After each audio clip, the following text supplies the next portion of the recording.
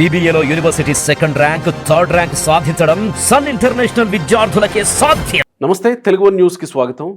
నేను గోపీకృష్ణ. మనతో కిల్లార్ నాగార్జున గారు, ప్రముఖ రాజకీయ విశ్లేషకులు ఉన్నారు. ఆహ్వానిద్దాం. నమస్కారం నాగార్జున గారు. నమస్తే గోపి గారు. నాగార్జున గారు, ఆంధ్రప్రదేశ్లో ప్రభుత్వం తమ పని ప్రారంభించిన తర్వాత, కొత్త ప్రభుత్వం ప్రారంభించిన తర్వాత అందరికన్నా ముందు వరుసలో హైలైట్గా నిలుస్తున్న వ్యక్తి నారా లోకేష్. మానవ వనరుల అభివృద్ధి శాఖ మంత్రిగా బాధ్యతలు చేపట్టిన తర్వాత మంత్రిగా తన శాఖ విషయంలో, సమీక్షల విషయంలో కానీ, తర్వాత ప్రజలకి దగ్గరగా ఉంటూ ప్రజా దర్బార్ ప్రతిరోజు మంగళగిరిలో నిర్వహిస్తూ ప్రజల నుంచి వినతులు స్వీకరిస్తూ సమస్యల పరిష్కారానికి చేస్తూ దగ్గరగా డెఫినెట్గా ముందు వరుసలో యువగళంతో ముందు వరుసలో ఉన్నాడు. కానీ మంత్రివర్గంలోకి వచ్చిన తర్వాత కూడా అదే ముందు వరుసలో లోకేష్ కొనసాగుతూ ఉన్నారు. రీసెంట్గా జరిగిన 2 ఇన్సిడెంట్స్, కువైట్లో ఉన్నటువంటి ఆ వ్యక్తికి సంబంధించి మొత్తం క్లియర్ చేసి ఇక్కడ బయట మన ఆంధ్రప్రదేశ్కి తీసుకొచ్చే అంశంలో కానీ, తర్వాత హ్యాండిక్యాప్డ్ వాళ్ళ అడ్మిషన్స్కి సంబంధించి వ్యవహారంలో కానీ, వీటన్నింటిలోనూ లోకేష్ దూసుకుపోతున్నట్టే కనపడుతూ ఉంది. అంటే ఓవరాల్గా దాదాపు 1 మంత్ అవుతుంది మంత్రివర్గం కూర్పు అయ్యింది. అందరూ వాళ్ళ బాధ్యతలు చేపట్టారు ప్రమాణ స్వీకారం తర్వాత. ఈ 1 మంత్ పీరియడ్ని మంత్రుల్లో ఎంత సమర్థవంతంగా నిర్వహిస్తున్నారు అనేది ఒక ప్రశ్న అయితే, లోకేష్ ప్రత్యేకంగా ఇంత హైలైట్ కావడానికి కారణం ఏంటి? అసలు లోకేష్ ఇలా అవుతారా? అంటే గతంలో జరిగిన ప్రచారాలు కూడా చాలా ఉన్నాయి లోకేష్ మీద. కానీ వాటన్నింటినీ దాటుకుని ఈరోజు లోకేష్ మంత్రిగా నిలబడి ఇవన్నీ చేస్తుంటే ఎట్లా అనుకోవాలి? అంటే గోపి గారు, రాజకీయాలు అనేవి చాలా నిర్దాక్షిణ్యంగా ఉంటాయి. నిర్దాక్షిణ్యంగా ఉంటాయి. భలే పదం వాడారండి. చరిత్ర తీసుకుంటే అక్కడ తన పరాయి భేదం లేకుండా ప్రత్యర్థులు ఎవరున్నా సరే వాళ్ళని ఏ రకంగా పడగొట్టాలి అనేటువంటిదే అక్కడ ఉంటుంది. అందులో ఒక గొప్ప నాయకుల పిల్లలుగా ఉన్నటువంటి వాళ్ళకి కొన్ని అడ్వాంటేజెస్ ఉంటాయి, కొన్ని డిసడ్వాంటేజెస్ ఉంటాయి. ఉదాహరణకి ఇప్పుడు మీరు లోకేష్ గారి విషయం తీసుకొచ్చారు కాబట్టి దాని కంపారిజన్లో నేను ఇంకొక వ్యక్తి కంపారిజన్ కూడా తీసుకొస్తున్నాను, రాహుల్ గాంధీ గారు. ఓకే. సో ఒకళ్ళేమో 3 సార్లు ముఖ్యమంత్రిగా చేసి 4వసారి ముఖ్యమంత్రి అయినటువంటి చంద్రబాబు నాయుడు గారి అబ్బాయి. అక్కడ కాంగ్రెస్ పార్టీ మొత్తానికి వారసుడైనటువంటి రాహుల్ గాంధీ. వీళ్ళిద్దరినీ కూడా మొగ్గలోనే తుంచేసేటువంటి ప్రయత్నాలు, నేను నిర్దాక్షిణ్యంగా ఎందుకన్నాను అంటే ఇక్కడే మొగ్గలోనే తుంచేసే ప్రయత్నాలు జరిగినాయి వీళ్ళిద్దరి మీద. ఎలా అంటే వాళ్ళు పప్పు అని, పనికిరాని వాళ్ళని. ఇప్పుడు సహజంగానే లోకేష్ గారిని తీసుకుంటే ఏంటంటే చదువంతా ఇంగ్లీష్ మీడియం స్కూల్స్, అక్కడ నుంచి అమెరికాలో చదువుకోవటం వలన తెలుగు భాష మీద పట్టు లేకపోవటం, మాట్లాడేటప్పుడు ఆ ఫ్లోలో ఎక్కడో కొన్ని పదాలు తప్పులు దొరలటం, వీటన్నిటిని తీసుకున్నప్పుడు మనిషి కూడా ఆహార్యం కూడా కొంచెం లావుగా ఉండటంతో ఏంటంటే పప్పు అనే ముద్ర వేసేసి అతన్ని చాలా ఎంతగా అవమానించారో మనం చూసాం, బాడీ షేమింగ్తో సహా. అలాగే రాహుల్ గాంధీ గారికి ఏంటంటే ఈ రాజకీయాల పట్ల ఇంట్రెస్ట్ లేకపోవటం, మనసులో ఏముంటే అది ఫిల్టర్లు లేకుండా మాట్లాడటంతో ఏంటంటే అతన్ని కూడా ఒక చేతగాని వాడు పప్పు అనేటువంటి ముద్ర వేసేసి ఆయన్ని కూడా మొగ్గలోనే తుంచేయడానికి ప్రయత్నం చేశారు. కానీ మనం రాజకీయాలను క్లీన్గా పరిశీలించేటువంటి వాళ్ళందరూ కూడా ఈ ఇద్దరు వ్యక్తుల యొక్క ఎదుగుదలని మనం ఒక కేస్ స్టడీ లాగా తీసుకోవాలి. ప్రత్యర్థులు వాళ్ళని తొక్కాలని చూస్తున్నప్పటికీ కూడా వాళ్ళని వాళ్ళు మలుచుకున్నటువంటి స్టైల్ అదే. లోకేష్ గారిని తీసుకుంటే 2014 నుంచి 19 మధ్యలో వాళ్ళ తండ్రి గారు ఇచ్చినటువంటి అవకాశంతో ఎమ్మెల్సీగా వచ్చి మంత్రిగా తీసుకొని ఆ వయసులోనే అద్భుతమైనటువంటి విషయాలు ఆయన చేయడం జరిగింది. చాలామంది మర్చిపోయి ఉండొచ్చు, కానీ ఆ విషయాలు చర్చకు రాలేదు. నేను అనేది అదే, తెలుగుదేశం అక్కడ ఫెయిల్ అయింది చెప్పుకోవటం. ఎంతసేపటికి దొడ్డిదారిని వచ్చాడు, ఇతను సర్పంచ్గా కూడా ఎన్నిక కాలేదు, సర్పంచ్గా కూడా పనికిరాడు అనేటువంటి ప్రతిపక్షం వాళ్ళ దీంట్లో ఇతను చేసినటువంటిది మరుగున పడిపోయింది. నరేగా ఫండ్స్ అనేటువంటి వాటిని అత్యధికంగా ఉపయోగించుకున్న రాష్ట్రం ఏదన్నా ఉంది అంటే అది ఆంధ్రప్రదేశ్. దాంతో ఏం చేయొచ్చు అనేటువంటిది మొదట పసిగట్టినటువంటి వాడు లోకేష్. 24,000 కిలోమీటర్లు సిమెంట్ రోడ్లు ఆ 5 సంవత్సరాల కాలంలో నాకు తెలిసి వరల్డ్ రికార్డు కూడా అయ్యి ఉండొచ్చు. ఆయనతో దగ్గరగా పనిచేసినటువంటి ఆఫీసర్స్ నాకు కొంతమంది తెలుసు. ఎప్పుడు ఆ రోజు 2014-19 మధ్యన వాళ్ళు చెప్పేవాళ్ళు, ఓకే, వీళ్ళు చెప్పేదానికి అక్కడ మేము చూసేదానికి అసలు సంబంధం లేదు సార్, వెరీ షార్ప్ ఫెలో, చాలా ఐడియాస్ ఉన్నాయి. ఎన్ని ఐటీ కంపెనీస్ పట్టుకొచ్చారు మీరు చూశారు కదా ఆ రోజున. ఇవన్నీ మరుగున పడిపోయినాయి. అలాగే రాహుల్ గాంధీ గారు భారత్ జోడో యాత్ర మొదలుపెట్టిన తర్వాత తను తాను ఎలా ప్రూవ్ చేసుకున్నాడు, పడిపోయింది చచ్చిపోయింది అనుకున్నటువంటి దాన్ని ఇవాళ డి అంటే డి అనే స్థాయికి ఢిల్లీలో తీసుకొచ్చినటువంటి దాదాపుగా కంగు తినిపించారు అంత పెద్ద అనుభవజ్ఞుడైనటువంటి మోడీ గారితో సహా. కాబట్టి వాళ్ళని వాళ్ళు మలుచుకున్నటువంటి తీరు చాలా ముచ్చటేస్తుంది చూడటానికి. అలాగే ఇప్పుడు 2024లో వచ్చినటువంటి లోకేష్ గారు 2.0, అప్పుడేంటంటే ఇంకా అనుభవం లేదు, తండ్రి చాటు బిడ్డ, అతనికి కొన్ని లిమిటేషన్స్ ఉన్నాయి. ఒక మత్స ఏంటంటే డైరెక్ట్ ఎలక్షన్స్లో ప్రజల్లో నుంచి రాలేదు, అవును, దొడ్డిదారిని వచ్చి మినిస్టర్ అయ్యాడు అనేటువంటి ఒక నింద ఉండేది. కానీ దాన్ని ఛాలెంజింగ్గా చంద్రబాబు నాయుడు గారు చెప్తుంటారు, మీరు సంక్షోభాన్ని అవకాశంగా మలుచుకోండి అని. దాన్ని తూచా తప్పకుండా పాటించి అదే మంగళగిరిలో నిజం మాట్లాడాలంటే ఒక చోట దారుణంగా ఓడిపోయినటువంటి నియోజకవర్గాన్ని వదిలేసి సేఫ్ ఏదైతే ఉందో సేఫ్ హెవెన్ వెతుక్కుంటారు. ఇంకో విచిత్రమైన విషయం ఏంటంటే ఎంతోమంది ఇలా డిబేట్ల ద్వారా విశ్లేషణల ద్వారా లోకేష్కి సజెస్ట్ చేశారు, సూచనలు చేశారు. మారెడ్డి కాన్స్టిట్యున్సీ వదిలేసి పలానా కాన్స్టిట్యున్సీ అయితే బాగుంటుంది లోకేష్కి అని, అక్కడ కంటెస్ట్ చేస్తే బాగుంటుంది, అక్కడంతా తెలుగుదేశం పార్టీ ఓటు బ్యాంక్ బాగుంటుంది కాబట్టి అక్కడ పోయి కంటెస్ట్ చేస్తే బాగుంటుంది, గెలుస్తారు అని ఒక రకంగా దాన్ని పదే ఇది చేశారు. చేసినప్పటికీ 85 తర్వాత గెలవనటువంటి నియోజకవర్గాన్ని ఎంచుకొని ఛాలెంజ్గా తీసుకొని, పైగా తన సామాజిక వర్గం చాలా తక్కువ ఉన్నటువంటి నియోజకవర్గం అది. అక్కడ తను గ్రౌండ్ వర్క్ చేసుకొని చాప కింద నీరులాగా చేసుకొని అతను సాధించినటువంటి విజయం అందరి నోళ్ళు మూయించింది. దాంతో ఏంటంటే చంద్రబాబు నాయుడు గారికి అంది వచ్చిన ఒక వరంలాగా తన కొడుకు ఇటు పార్టీని సమన్వయం చేసుకుంటున్నాడు, చంద్రబాబు నాయుడు గారిలో ఉన్నటువంటి మొహమాటం, ఆ ఊగిసలాట ధోరణి తనలో లేదు, ఉన్నది ఉన్నట్టుగా నిష్కర్షగా కరాఖండిగా చెప్పేస్తున్నారు. నిర్దాక్షిణ్యంగా కూడా అనొచ్చు మనం, ఎందుకంటే కొన్ని సందర్భాల్లో, ఎందుకంటే కొంతమంది సీనియర్లు జనరల్గా ఏంటంటే ఒక తరం నుంచి ఇంకొక తరానికి మారేటప్పుడు మొదటి తరంతో ఉన్నటువంటి నాయకులు రెండో తరాన్ని అంగీకరించడం అనేటువంటిది కొంత కష్టం. అది మనం ఇక్కడ తెలంగాణలో చూసాం, ఆంధ్రాలో సహజం.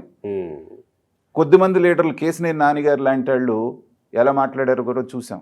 ఏంటి మేము ఆ బచ్చాగాడు అన్నట్టుగా మాట్లాడి అతని మాట మేము వినాలన్నటువంటి వాళ్ళు. చాలామంది 90% జనాన్ని ఆకట్టుకున్నాడు. ఈ దెబ్బతో ఏదన్నా అలాంటి కొంచెం మైండ్ సెట్లో ఉన్న వాళ్ళు కూడా సెట్ అయిపోయారు. ఇతను సాధించినటువంటి 90,000 పైన మెజారిటీ తోటి వచ్చిన తీరు చూసిన తర్వాత అందరి నోళ్ళు మూతపడ్డాయి. ఇది పార్ట్ 1. విజయం దక్కే వరకు ఉన్నటువంటిది పార్ట్ 1. అసలైన పార్ట్ 2 మొదలైంది విజయం తర్వాత 2.0. సో ఒక నాయకుడి లక్షణం ఏంటంటే ప్రజలకి అందుబాటులో ఉండటం అనేటువంటిది ఒక నాయకుడి లక్షణం. జనరల్గా రాజకీయ నాయకులు చేసేది ఏంటంటే అధికారం వచ్చేటప్పటికి అసలు వచ్చే వరకు మీకోసమే ఉన్నాం, మీకు తలుపులు బార్లా తెలుసున్నాయంటారు. అధికారంలోకి రాగానే వీళ్ళు లోపల నుండి తలుపులు మూసుకుంటున్నారు. ఓన్లీ క్వార్టర్కి మాత్రమే అక్కడ ఎంట్రీ ఉంటుంది. కాబట్టి అది మనం తెలంగాణలో కేసీఆర్ గారి విషయంలో చూసాం, అక్కడ జగన్మోహన్ రెడ్డి గారి విషయంలోనూ చూసాం, అంతకుముందు చంద్రబాబు నాయుడు గారి విషయంలో కూడా చూసాం. ఎప్పుడది 2014-19 మధ్యలో పార్టీకి అందుబాటులో ఉండేవాడు కదా, ఆయన పనుల్లో బిజీగా ఉండి అన్ని పనులు, అన్ని డిపార్ట్మెంట్ పనులు అన్ని ఆయన నెత్తినేసేసుకొని పర్ఫెక్ట్గా ఉండాలి ప్రతిదీ అని రోజుకు 18 గంటలు ఆయన పనిచేసేవాడు. అంటే చంద్రబాబు అందుబాటులో ఉండలేకపోవడానికి వీళ్ళిద్దరు జగన్మోహన్ రెడ్డి ఉండలేకపోవడానికి ఆయన ఏంటంటే వర్క్ హాలిక్గా ఉండి టైం కేటాయించలేకపోవటం అనేటువంటిది అక్కడైతే అంటే డిఫరెన్స్ ఉంది ఖచ్చితంగా. ఓకే, మీకు నక్కకి నాగలోకానికి ఉన్నంత తేడా ఉంది. సో ఆ గ్యాప్ని ఫిల్ చేయడానికి ఇందాక నేను అన్నట్టుగా చంద్రబాబు నాయుడు గారికి అంది వచ్చిన అవకాశం అనేటువంటిది లోకేష్ గారి రూపంలో వచ్చింది. ఇవాళ ప్రజా దర్బార్ అని పెట్టిన తర్వాత తండోపతండాలుగా వచ్చి వాళ్ళు వినతులు ఇస్తున్నారు, వాటిని కన్సర్న్ డిపార్ట్మెంట్స్కి అక్కడి నుంచి ఆయన పంపిస్తూ ఉన్నారు. అయితే ఇక్కడ ఏంటంటే మనం జాగ్రత్తగా గమనించాల్సింది ఇక్కడే. మీరు కనుక రాజకీయాలను తీసుకుంటే గెలిచిన కొత్తలో ప్రతి వాళ్ళు ప్రజా దర్బార్ అని పెడతారు. అది తూతూ మంత్రంగా ఒక నెల రోజులు 2 నెలల్లో 3 నెలల్లో జరుగుతుంది. ఆ తర్వాత మూతపడుతుంది. అనేక సందర్భాల్లో మనం చూసాం. జగన్మోహన్ రెడ్డి గారు కూడా డైల్ యువర్ సీఎం అని ఒక కార్యక్రమం పెడితే ఫోన్ చేస్తే ఎప్పుడు అందుబాటులో ఉండేది కాదు. అలాగే ఇక్కడ రేవంత్ రెడ్డి గారు సీఎం అవగానే పెడితే తండోపతండాలుగా వేలాదిగా పోయి ప్రజాభవన్, అంతకుముందు ప్రగతి భవన్కి పోయి పడ్డారు. ఇవాళ దాని గురించి ఎక్కడ వార్త రావట్లేదు. ఇది గ్రాడ్యువల్గా ఏమైపోతుందంటే అది మరుగున పడిపోతుంది. కానీ లోకేష్ గారి విషయంలో కూడా అలా జరగకూడదని కోరుకుంటున్నాం. ఎందుకంటే ఆరంభ సూరత్వం లాగా ఒక 3 నెలలు 6 నెలలు చేసిన తర్వాత అది కనుక ఆగిపోయింది అనుకోండి, అందరిలాగానే అవుతుంది. మొదటి నెలలో మీరు ప్రారంభించింది 60 నెలల వరకు కూడా మీరు కంటిన్యూ చేయాలి, 60వ నెల వరకు. అప్పుడే మన చిత్తశుద్ధి అనేటువంటిది అక్కడ ప్రూవ్ అవుతుంది. అయితే ప్రజా దర్బార్ కేవలం తీసుకొని పక్కన వాళ్ళకి పంపించడం వరకే జరుగుతుందా, లేకపోతే సమస్యలు పరిష్కారం అవుతున్నాయి అంటే కొన్ని ఉదంతాలు మనకు కనపడుతున్నాయి. ప్రజా దర్బార్లో రాకపోయినప్పటికీ చిన్న ఒక ఫోన్ ఎస్ఎంఎస్ లేకపోతే మన వాట్సాప్ మెసేజ్ ద్వారా ఒక పెద్ద 25 మంది దివ్యాంగుల సమస్య ఎలా పరిష్కారం అయిందో మొన్న ఐఐటి సీట్లలో చూసాం. వాళ్ళు ఆల్మోస్ట్ ఆత్మహత్య తప్పితే ఇంకో గత్యంతరం లేదు మనకి. ఎందుకంటే ఐఐటి సీట్ అంటే అది జీవితకాలం కల వాళ్ళు. అలాంటిది పోతుంది అంటే వాళ్ళ ఆందోళన, వాళ్ళ మానసిక స్థితి ఎలా ఉంటుందో మనం ఆలోచించవచ్చు. అలాంటి దాన్ని ఒక్క మెసేజ్ ద్వారా ఇమ్మీడియట్గా బ్యూరోక్రాట్స్ తోటి లేకపోతే రెడ్ టేపిజం లేకుండా ఇమ్మీడియట్గా ఒక జీవో జారీ చేసి వాళ్ళందరినీ ఆదుకున్నటువంటి పద్ధతి మనం చూసాం. అదే చాలా మంచి పేరు తీసుకొచ్చింది లోకేష్ గారికి. ఎందుకంటే ఒక నాయకుడు అంటే ఇలా ఉండాలి, ఇది వచ్చింది కాబట్టి దీన్ని నేను అక్కడికి పంపిస్తాను కాబట్టి అక్కడ నుంచి కన్సర్న్ డిపార్ట్మెంట్కి వెళ్ళినాక అక్కడ నుంచి సర్క్యులేషన్కి వెళ్ళి అక్కడ నుంచి జీవో రావాలి అంటే ఏంటంటే మన సిస్టమ్ మీకు తెలుసు. అంటే ఇక్కడ ఇంకొక ఇది కూడా ఉంది. అంటే అది లోకేష్ కాబట్టి సాధ్యమైందా, మిగతా మంత్రులకి ఎవరికైనా సాధ్యం అవుతుందా కాదా? అవ్వదు. ఎందుకంటే స్పెషల్ ప్రివిలేజెస్ కొన్ని ఉన్నాయి. ఒకటి చంద్రబాబు నాయుడు గారి అబ్బాయి, నంబర్ 2 పొజిషన్ పార్టీలో కానివ్వండి, అధికారంలో కానివ్వండి. సరే, పవన్ కళ్యాణ్ గారు ఉన్నప్పటికీ అదొక వింగ్, ఇదొక వింగ్. సో డెసిషన్ తీసుకునే డెసిషన్ మేకింగ్ అనేటువంటిది ఆయన చేతిలో ఉంది. ఎవరిని కన్సల్ట్ చేయాల్సిన పని లేకపోతే కన్సల్ట్ చేయాల్సిన పని ఆయన శాఖకు సంబంధించింది. అందుకని తీసుకున్నారు. పోనీ అదనుకున్నాం. ఇప్పుడు అదే ఆ గల్ఫ్లో ఉన్నటువంటి ఆ శివ అనేటువంటి ఒక అతను చూస్తే మనకే హృదయం ద్రవించిపోతుంది. మనిషిని నరమానవుడు కనపడనటువంటి ఎడారిలో ఆ మేకలును వాటికి ఇది చేసుకుంటూ ఆల్మోస్ట్ చచ్చిపోతాను అన్నట్టుగా అతను పెట్టిన వీడియో చూస్తే ఏమైపోతాడు ఇతను అనేది. సో అది ఎక్కడో సర్క్యులేషన్లో వచ్చేసి ఆయన దగ్గర దాకా వెళ్ళటం, ఇమ్మీడియట్గా అక్కడ మాట్లాడి అక్కడ ఉన్న ఎన్ఆర్ఐ వింగ్ని యాక్టివేట్ చేసి మీరు పర్ష్యూ చేయండి అంటే ఇమ్మీడియట్గా విత్ ఇన్ నో టైం వాళ్ళు ఎంబసీలో ప్రత్యక్షమయ్యాడు శివ. రేపు ఎల్లుండో 2 రోజుల్లోనూ రాబోతున్నాడు. ఇది కదా ప్రజలు కోరుకుంటుంది. తర్వాత అనేక మంది రోగులు, ఇప్పుడు మనం అంత గతంలో కూడా చూసాం, చంద్రబాబు నాయుడు గారు ఉన్నప్పుడు ప్రతి వారం 2-3 వచ్చి ఆ దీర్ఘకాలిక రోగులు కావాలి అంటే ఇమ్మీడియట్గా సీఎం రిలీఫ్ ఫండ్ నుంచి ఇస్తూ ఉండేవారు. సీఎంఆర్ఎఫ్ విషయంలో కొంచెం భిన్నాభిప్రాయాలు ఉన్నాయి. అవును, ఏం జరుగుతుందనే విషయంలో కొంత గవర్నమెంట్ ఆ విషయంలో కొంత చొరవ తీసుకొని చూసుకొని నిజమైన లబ్ధిదారులా కాదా అనే విషయంలో కొంత చేయాల్సింది. కాకపోతే ఏంటంటే మీకు ఆ చేసే స్పీడ్లో ఒకళ్ళిద్దరు అనర్హులు కూడా వెళ్ళేటువంటి అవకాశం ఉంది. అంత మాత్రాన అదే మీరు గత 5 సంవత్సరాలు జగన్మోహన్ రెడ్డి గారి ప్రభుత్వంలో ఇలాంటిది ఎక్కడా జరిగినట్టు కనిపించదు మీకు. ఒక బాధితుడు వెళ్ళి సీఎం గారిని కలిసినట్టు కానీ ఆయన సీఎం రిలీఫ్ ఫండ్ నుంచి ఇచ్చినట్టు సందర్భం మనకి ఎక్కడ గుర్తులేదు. సో ఒక ప్రభుత్వం నుంచి ప్రజలు కోరుకునేది ఇది. అయితే ఇక్కడ బాటమ్ లైన్ నేను చెప్పేది ఏంటంటే ఇది ఒక లోకేష్ గారికే పరిమితం కాకుండా ఈసారి చంద్రబాబు నాయుడు గారు చాలా ధైర్యంగా, అంటే గతంలో చాలా మీమాంసలు ఉండే ముందు వెనక ఆడేవాడు. అంత స్వేచ్ఛ ఉంటుందా తీసుకోవడానికి నిర్ణయం? అదే నేను అంటుంది. 17 మంది కొత్త వాళ్ళని తీసుకున్నారు. ఏది బుచ్చయ్య చౌదరి గారు లాంటి అనుభవజ్ఞుడిని దురంధరుణ్ణి పక్కన పెట్టి, అలాగే మన రఘురామకృష్ణరాజు గారు లాంటి ఒక గొప్ప వ్యక్తిని, చాలా బలమైనటువంటి నాయకుడిని కూడా ఇవ్వకుండా వీళ్ళందరికీ అవకాశం ఇచ్చినప్పుడు ఏంటంటే చాలామంది అప్రిషియేట్ చేశారు. ఎందుకంటే యువరక్తం రావాలి, కొత్త వాళ్ళు రావాలి. వస్తే ఏంటంటే కొత్త వాళ్ళకి ఏదో చేయాలనేటువంటి ఉత్సాహం ఉంటుంది. ఆ ఉత్సాహాన్ని చేసేటువంటి పరిస్థితులు మీరు కల్పించాలి. గతంలో చూసాం చంద్రబాబు నాయుడు గారి విషయంలో, లేకపోతే జగన్మోహన్ రెడ్డి గారు, ఇద్దరు చీఫ్ మినిస్టర్ల జమానాలో ఏ నిర్ణయం తీసుకోవాలన్నా సీఎం గారు తీసుకోవాలి, సీఎంఓ దగ్గర నుంచి రావాలి.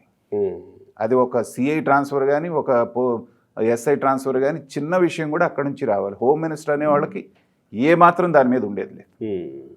సో ఇలాంటి పరిస్థితులు ఉంటే ఏంటంటే మీరు వాళ్ళని పెట్టినా కూడా వాళ్ళకి అవకాశం ఉన్నప్పుడు ఏం చేస్తారు, పని లేనప్పుడు వేరే దందాలకి వైపు ఆకర్షితులు అవుతారు. ప్యాకెట్ క్లబ్లు ఎక్కడ జరుగుతున్నాయి, లేకపోతే ఇసుక దందా ఎక్కడ జరుగుతుందని ఎటువంటి మైండ్ అటు వెళ్ళిపోతుంది. అలా కాకుండా వాళ్ళకి సరైనటువంటి అసైన్మెంట్ మీరు ఇచ్చి మీ డిపార్ట్మెంట్ని మీరు జాగ్రత్తగా హ్యాండిల్ చేయండి. మీకు సమస్య ఏదైనా అనుభవ రాహిత్యంతో ఏదైనా ఉంటే నా దగ్గరికి రండి. క్యాబినెట్ మీటింగ్ లో కూడా అన్నారంట కదా సీరియస్ గా, అదే ఆ డైరెక్షన్ లో వెళ్ళింది. చంద్రబాబు నాయుడు గారు కూడా చాలా మారారని చెప్పి అటు అధికారుల్లో కూడా మనకి చాలా మంది ఆనందపడుతున్నారు. అంతకుముందు రివ్యూ మీటింగ్ పెడితే అది ఎన్ని గంటలకి కూర్చోవడమే వీళ్ళ చేతిలో ఉండేది, లేవటం అనేది వాళ్ళ చేతిలో ఉండేది కాదు. అలాంటిది ఏ మీటింగ్ పెట్టినా ½ an hourలో తేల్చేస్తున్నారండి. 20 minutes మీరు చెప్పాల్సింది మీరు చెప్పండి, 10 నిమిషాలు నేను చెప్పాల్సింది చెప్తాను, అరగంటలో ఫినిష్. హాయిగా ఉంది ఇప్పుడు అధికారులకి. అలాగే నేను అనేది ఏంటంటే మనం ఎన్ని మాటలు అనుకున్నా వయసు రీత్యా కానివ్వండి ఏదైనా కానివ్వండి చంద్రబాబు నాయుడు గారికి ఇవే చివరి ఎన్నికలు అయ్యేటువంటి అవకాశం ఉంది. భగవంతుడు మేలు చేసి ఇంకా ఆయుష్ ఇచ్చి తర్వాత ఆరోగ్యం ఇస్తే అది వేరే విషయం. కానీ చెప్పుకోవాలంటే ఈ 5 సంవత్సరాలు అనేటువంటిది ఆంధ్రప్రదేశ్కి కూడా చాలా విలువైనటువంటి సమయం. సో చిన్న చిన్న విషయాల మీద పునర్నిర్మాణానికి. సో చంద్రబాబు నాయుడు గారి మైండ్ ఎంతసేపటికి ఏంటంటే ఈ పునర్నిర్మాణం మీద ఆంధ్రప్రదేశ్ నెక్స్ట్ లెవెల్కి తీసుకెళ్లాల్సినటువంటి దాని మీదే కాన్సన్ట్రేట్ చేయాలి. కానీ డే టు డే యాక్టివిటీస్ అన్నీ కూడా ఇప్పుడు మనం అనుకున్నట్టుగా లోకేష్ గారికి కొత్తగా వచ్చినటువంటి మినిస్టర్లకి ఇప్పుడు ఇలాగ క్యాబినెట్ మీటింగ్ పెట్టినప్పుడు ఒక రివ్యూ చేసి ఎంతవరకు వచ్చింది, మీ డిపార్ట్మెంట్లో ఏం డెసిషన్స్ తీసుకున్నారు, రివ్యూ చాలు. మిగతాదంతా వాళ్ళకి ఫ్రీ హ్యాండ్ ఇచ్చారనుకోండి, దాని మీద చిన్న విజిలెన్స్ పెట్టుకోండి. ఏదైనా తప్పులు జరుగుతున్నాయేమో మానిటర్ చేయడానికి ఏదైనా మీ సిస్టమ్ మీరు పెట్టుకోండి. బట్ ఒక ఫ్రీడమ్ అనేది దొరికినప్పుడు ఏంటంటే వాళ్ళలో ఉన్న 100% పొటెన్షియల్ తోటి పనిచేయడానికి అవకాశం ఉంటుంది. దానికి ఇది లోకేష్ విషయంలో కానీ లేకపోతే చంద్రబాబు నాయుడు విషయంలో కానీ దీన్ని యాక్సెప్ట్ చేస్తున్నారు జనాలు, అంటే తెలుగుదేశం పార్టీ కార్యకర్తలు ప్రత్యేకంగా. కానీ రెడ్ బుక్ ఓపెన్ చేయండి అనే దీన్ని ఇంకాస్త ఫోర్స్ఫుల్గా తీసుకెళ్లే ప్రయత్నం మొన్నటి వరకు జరిగింది. కానీ ఇప్పుడు ప్రస్తుతానికి కొంచెం ఆ డిమాండ్ తగ్గినట్టే కనపడుతుంది తెలుగుదేశం పార్టీ. ఎందుకంటే ఇదేమి సినిమా కాదు, తెలుగు సినిమా కాదు. రాగానే ప్రతీకారం తీర్చుకోవడానికి వచ్చి రాగానే డే 1 నుంచి ఆంధ్ర రాష్ట్రం ఎక్కడుందో తెలుసుకోవడానికే చంద్రబాబు నాయుడు గారు లాంటి 3 సార్లు ముఖ్యమంత్రి చేసిన ఆయనకి ఈ 4 రోజులు పట్టింది. పోలవరం ఎక్కడుంది, అసలు అమరావతి ఎక్కడుంది, రాష్ట్ర ఆర్థిక పరిస్థితి ఎక్కడుంది, మిగతా శ్వేతపత్రాలు ఏంటి, దీని మీదే సరిపోయింది. సో ఎక్కడ అడ్జస్ట్మెంట్ చేసుకోవాలనేటువంటిది జాగ్రత్తగా చూసుకున్న తర్వాత కార్యాచరణ అనేటువంటిది 1 by 1 మొన్న ద్వారంపూడి చంద్రశేఖర్ రెడ్డి మీద చూసాం. తర్వాత వచ్చి ఇప్పుడు రఘురామకృష్ణరాజు గారి కేసు కదిలింది. అట్లాగే మైన్స్ మీద మొదలైంది. తర్వాత ఆడుదాం ఆంధ్ర ఒక్కొక్కటి దాడి ఆఫీస్ మీద, తెలుగుదేశం ఆఫీస్ మీద దాడి జరిగిన కేసు కదిలింది. అన్నీ వస్తాయి. ఇదేమి రేపు ఎల్లుంట్లో మళ్ళీ ఎలక్షన్స్ ఏం రావట్లేదు కదా, 60 నెలల సమయం ఉంది. కాబట్టి శ్రేణులు కూడా శాంతించడానికి కారణం ఏంటంటే అసలు యాక్షన్ అనేది ఒక్కడి నుంచి మొదలైంది కాబట్టి పర్వాలేదు మన వాళ్ళు అని. కాకపోతే ఏంటంటే వీళ్ళు అర్థం చేసుకోవాల్సింది కూడా దేనికైనా ఒక టైమింగ్ ఉంటుంది, ఒక పద్ధతి ఉంటుంది. చట్ట పరిధిలో చేయాలన్నప్పుడు దాని పద్ధతిగానే వెళ్ళాలి. లేదు మనం మామూలుగా అవుట్ ఆఫ్ ద వే అంటే 2వ రోజే తీర్చుకోవచ్చు, అందరి తరిమేయచ్చు, దేశం వెళ్ళిపోయేటట్టు. పైగా ఇప్పుడు లోకేష్ని ఒక పరిణితి చెందిన నాయకుడిగా ఇప్పుడు వాళ్ళ మీద కక్ష తీర్చుకోవటం అనే దానికంటే కూడా పెద్ద టాస్క్ వాళ్ళ ముందు ఉంది. అవును కదా. ఆర్థికంగా మళ్ళీ పునర్నిర్మించాలి, ధ్వంసమైనటువంటి వ్యవస్థల్ని దారిలోకి తెచ్చుకోవాలి, చాలా కార్యక్రమాలు ఉన్నాయి. ఖజానా విషయంలో కూడా ఎక్కడ బొక్కలన్నీ పోతా ఉంటే సొరంగాల్లాగా ఉన్నాయి, బొక్కల్లాగా లేవు. కాబట్టి ఏంటంటే చాలా పెద్ద టాస్క్ ఉన్నప్పుడు ఏంటంటే నాయకుడు ఆచితూచి వ్యవహరిస్తారు. మనం ఇందాక అనుకున్నట్టుగా లోకేష్ గారు అనేటువంటి సెకండ్ లెవెల్ జనరేషన్. ఇప్పుడు ఫైనల్గా మనం చెప్పుకునేది ఏంటంటే ఎన్టీ రామారావు గారు పార్టీ పెట్టినప్పుడు ఒక స్టేట్మెంట్ ఇచ్చారు, మీకు గుర్తుందో లేదు, కొన్నాళ్ళకి. ఈ పార్టీ నాతోటే పుట్టింది, నాతోటే పోతుంది, మూసేస్తారు అనేటువంటి స్టేట్మెంట్ ఇచ్చాడు ఆ రోజునే. కానీ ఆయన పోయిన తర్వాత కూడా ఇంకొక 25 సంవత్సరాలు 30 సంవత్సరాల పార్టీ అనేటువంటిది మనకి నిరాఘాటంగా అంతకంటే బాగా జరుగుతూ వస్తూ ఉంది. అయితే మొదట్లో మీరు అన్నట్టుగా లోకేష్ మీద డౌట్స్ రైజ్ చేసినప్పుడు అందరూ కూడా ఏమవుతుందో పరిస్థితి అనుకున్నారు. కానీ ఇప్పుడున్న సినారియో, ఇప్పుడు జరుగుతున్న పరిస్థితులు చూస్తే ఇంకొక 25-30 సంవత్సరాల వరకు కూడా తెలుగుదేశం అనేటువంటిది సేఫ్ హ్యాండ్లో ఉంది అనేటువంటిది, సేఫ్ హ్యాండ్స్లో అనేది లోకేష్ గారి రూపంలో మనకి ప్రూవ్ అవుతూ ఉంది. ఆయన పాదయాత్ర చేసిన పద్ధతి, సమస్యలను ఆయన హ్యాండిల్ చేస్తున్న పద్ధతి చూసినప్పుడు ఏంటంటే తెలుగుదేశం లెగసీ అనేటువంటిది ఇంకొక జనరేషన్ వరకు ఇబ్బంది లేకుండా కొనసాగేటువంటి అవకాశం మాత్రం మనకి ఇక్కడ కనపడుతుంది. Right sir, thank you.